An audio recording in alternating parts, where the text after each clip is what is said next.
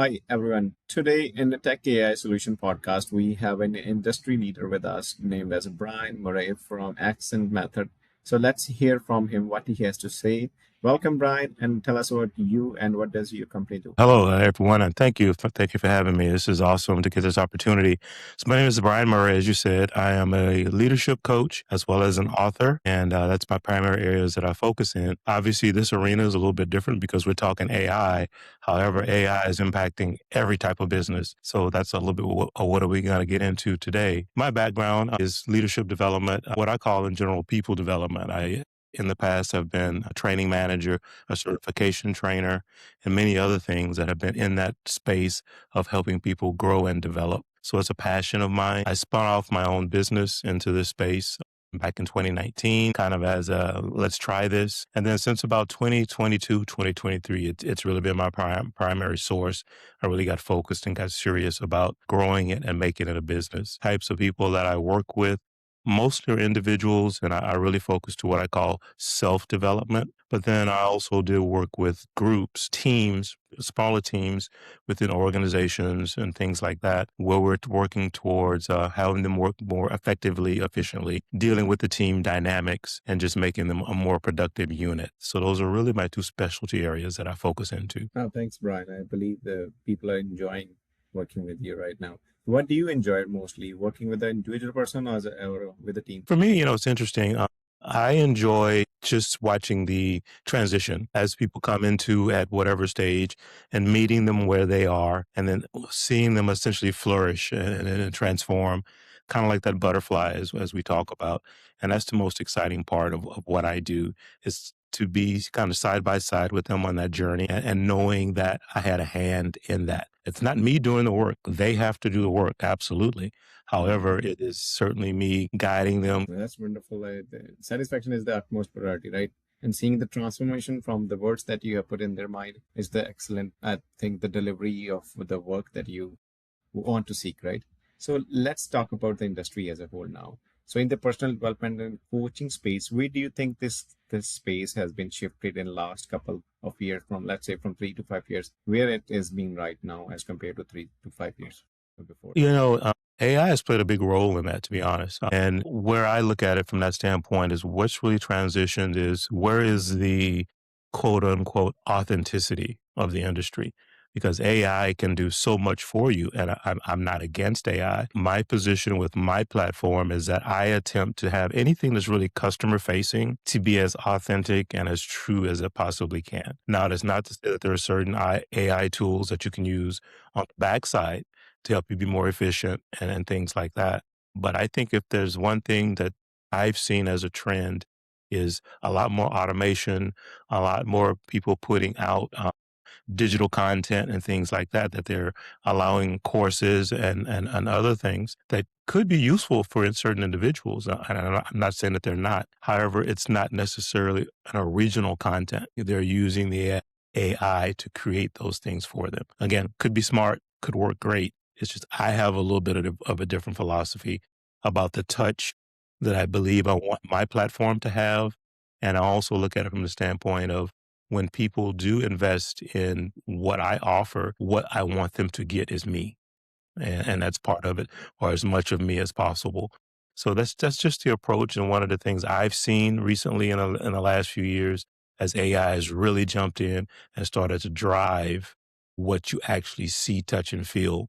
Okay, that's wonderful point that you brought up. Like I talked to different consultants, and they all talk about the human interference or human interventions between these consulting spaces. So, what do you think that people right now, for example, if anybody needs some kind of a consultancy in their personal space, they just go for ChatGPT and started asking questions and expecting something in the form of something that can give them relief on a timely basis. But what do you think, like in the consulting space, human intervention or a human interface would be necessary in the future, like right now, even as well?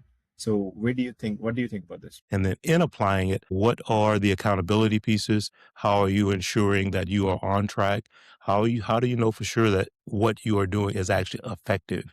And that's probably where I come into play more so than anything, as I'm that mirror, I'm that feedback loop that ChatGPT can't give you. Yes, it says, hey, go do this. You go do that, but how effectively are you actually doing that thing? Is it working? How are you tracking? How are you using the analysis of it to make sure that you are moving in the right direction? So that for me is, I would say, the strongest piece of what I deliver is that feedback loop to help maybe redirect a little bit, clarify a little bit, and even get you more focused sometimes on what the true benefit of what you're doing could be for you individually. Because the answer usually out of ChatGPT or something like that is a blanket answer. This kind of applies to all. I really focus to the individual. And that's wonderful, Brian. And we have talked about how this pin industry shifted in last couple of years and what is exactly going right now. But let's talk about the future now. Like, where do you think the self-advocacy and the inner leadership skill or the space is going to look like in 3 to 5 years, especially for the founders and the business leaders? That's a great question too. One of the things that I'm tracking, it's interesting. I obviously have a lot of soft skills that I work with the coaching and training, et cetera. But I'm also a tech guy. For many years earlier in my career, I was engaged in either programming or selling computer hardware, et cetera, et cetera. So I understand it at that level. And one of the things that I see that's really going to start to come along when we talk about AI and just that whole transition is the difference between what they call cloud AI and edge or local AI. And a lot of the manufacturers out there now are starting to develop machines and hardware that can run your AI cloud. And I think that's going to be a game changer for a lot of people because that is, I would say, the barrier of entry for some, especially in a small business, is the cost associated with some of the plans. And as it becomes more and more competitive, as we know, those costs probably will most likely go up versus down. So that's what I see as a trend that's coming forward is for the average individual, the true power of AI will actually be in the device itself, which will make it more available.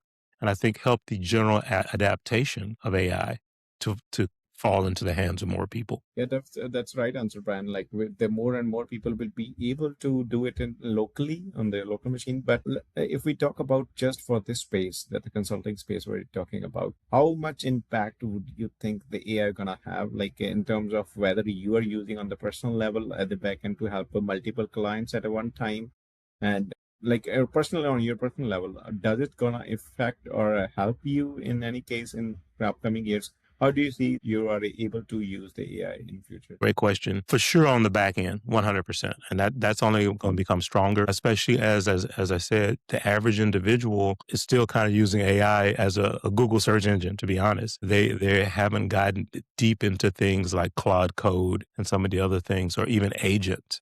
And once you really start to have that ability to understand how to formulate agents that automatically run, do certain tasks for you, it's really going to change how we as coaches and consultants work because Yeah. it's a lot of those back end tasks that tie up a lot of our time when it's again me is what I want to give to my client. I want them to have my time.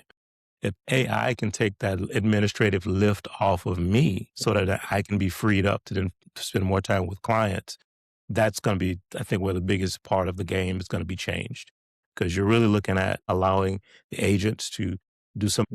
That's good. I think administrative task for the client and for the consultants are definitely gonna have with the help of AI. But I was thinking of another use case where exactly because human mind cannot be all everywhere all the time, right? So I was thinking of one particular use case where you are helping a particular leader in their development, right? So you are able to record that and you have the transcript on hand. What have you perceived from that particular call is different what from AI model has perceived.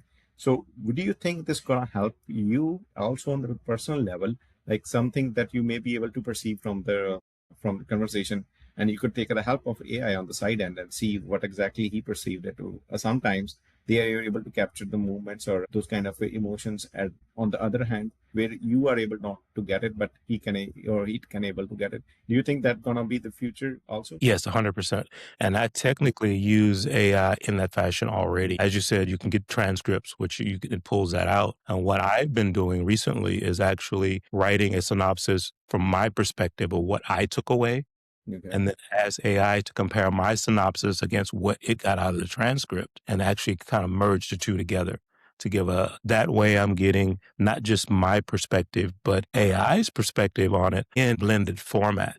And I think that's been giving me a much more clear, less personally focused, or what I see in my mind as the objective, by having some additional clarity. So I kind of use them almost as the other side of my brain, if you want to think about it from that standpoint.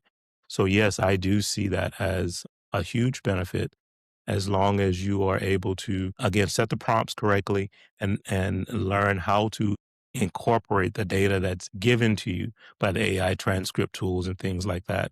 Another one that's new, and I just discovered that I'm also working with, is there is a way that it not only looks at the transcript and the words, but it's actually looking at the video. So it's actually assessing facial expression, body language, and things like that of the individual, to see if things are congruent, or maybe there's. Yeah, we are living in that world where it's moving fast, but we need to keep on top of it in order to be like pivoting ahead of our competitors. That's right answer that Brian, you mentioned. Now let's talk about your ASCENT method on a personal level as a company. Where do you think that your company is going good and perfectly doing well? And which is the one thing that you would having a friction with, you would like to improve that one? What are those two things? That's a great question as well. For me, the challenge I'm facing right now is scale. And as I said, on the backside with AI, I'm looking at the better ways to try to help it allow me to scale, because there's only one of me and there's only so many hours in a day. We all get that same 24 hours. The question becomes, how can you be the most productive in that time? So scaling is my challenge. What I'm looking at right now from a quote unquote scaling the business and AI standpoint is a lot of the frameworks that I do use within my coaching platform are proprietary. So they are frameworks that I developed. So I am actually considering starting to offer kind of a coach the coach type scenario, if you want to call it that, where I teach other individuals who would like to also use these same frameworks and have them essentially be part of my coaching legion. So that is, I would say, most likely going to be my next step from a scale standpoint. And then again, using AI to try to manage that as much as I possibly can would be the ultimate goal as far as that goes. The additional piece is I did recently write a book. It's titled Choose to Master, Connect, and Thrive. And it also has some additional frameworks and some models in there that are a little bit different, but still parallel to what my coaching program offers. And that's another piece that I'm going to start to look at as I move forward, is at some point in the next year or so, probably a follow-up book as well. So those are the areas of my business that I'm looking to grow. And obviously AI is going to be. Yeah, and that's it. That's right answer, Brian. So I think you mentioned about the frameworks that people you thinking it's gonna help you in the scale. So what is this kind of a framework? Are we talking about something that they have in the form of a book or something, or there's a platform there where they can access these kind of frameworks? So the frameworks that I have, so ASCENT is my acronym, actually, ASCENT coaching program. So ASCENT is actually an acronym. Each one of the alphabets in the word is actually a module or a study piece within my program. So A is for assess, the S is to sync, C is commit, E is to evolve, N is to navigate, and T is transformation. And I actually have 3 different frameworks that I work with. That first one I just mentioned is what I call focusing on the inner self. So we spend time looking at, what are your goals? What are your values? All those types of things to make sure we have that all nailed down. Then I have a different set that all still follow the same guidelines of the ASCENT acronym, but that second set is focused to connection. So this is more outbound looking than inbound looking. So how are you managing relationships? That's very wonderful frameworks that you talked about, Brian. And I personally also believe that this has a bigger impact on the society if we could scale this to a different level. So now moving on to the next question. So as a business leader in this industry, and if you want to give a message to your fellow competitors, where do you think the business leaders or consultant owners, where are they leaving money on the table, and how do you suggest them to make a good out of it? As well as the standalone AI tools that you can have. You can have your digital courses, you can have newsletters. There are many other things like that that can be monetized in ways, because what you do is you can have them be behind a membership type paywall where they're paying a subscription to have access to them. or you can have it where they are allowed to download them and have some type of moderate cost. Yeah, definitely, Brian. There is a different ways of monetization, especially in this consulting space, and we have also helped out our clients in order to that monetize. So yeah, that I agree with you. There's a lot of things to we can, as a consultant, we can monetize. So now, as a wrap up question, so where do you think this accent method, where do you want to take this company from now to 6 to 12 months? So the group is going to be to help them cross pollinate and learn different ideas, techniques, and different things from each other to become stronger leaders versus it. So I'm going to be truly more the facilitator in that group than actually me, the one up there espousing all of the different things. Mm-hmm. Because it's the fact that they'll have that group of individuals to really rely on, talk to, and capture data from. That's what's going to make the biggest difference. Then the last piece of it is, and this goes back to just the overall arching arc of where I like to see the Ascent program go to, is to start doing some public speaking. And some of that will be tied to my coaching program. Other pieces will be tied to promoting the book itself. So that's in the short term over the next 12 to 18 months. Definitely starting to do some public speaking engagements. Definitely, Brian. I wish you best, all the best for these future visions, and I'm sure that you're gonna achieve the way you have perceived in the society. Definitely, you will be at that point in 6 to 12 months. I agree on that. So, thank you, Brian, on being the podcast. That was the wrap up. It was good conversation I had with you, and love to talk to you again. Thank you.